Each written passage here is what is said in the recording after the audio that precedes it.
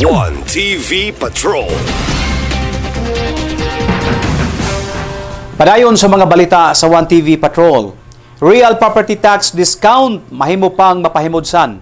Gidasig sa City Treasurer's Office usabis ang mga usamisnon o mga kumpanya sa pagbayad na sa real property tax sa dili pa ang deadline aron makapahimulo sa 10% discount.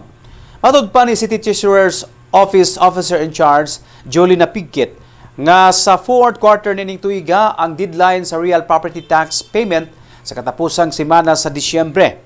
Gawas sa 10% discount alang ni adtong updated mobayad sa maong obligasyon, padayon usab ang iyang pag-awhag sa publiko nga pahimudsan ang Real Property Valuation Assessment Reform Act.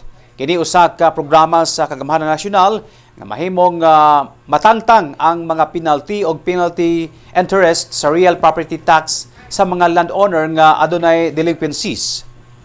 Ang nasangpit nga Real Property Tax Amnesty Act gipatuman sa administrasyon ni Presidente Bongbong Marcos niadtong July 2024 ug mo-expire usab sa July 2026. Busa midasig si Miss Jolie Napigkit sa mga usamisnon nga dili usikan ang maong oportunidad aron makadaginod sa real property tax obligation labi na niadtong daghan og delinquency.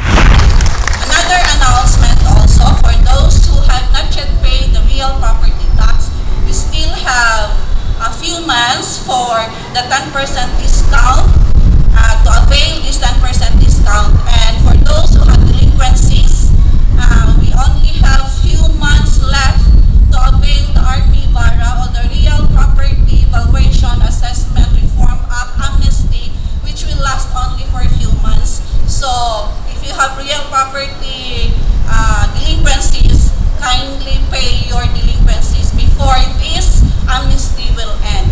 And after this deadline, all the penalties will be back to your kanang bill. So, mabalik ang tanan ninyong mga penalties mo nang samtang naapa ang kanang amnesty, kindly pay your taxes.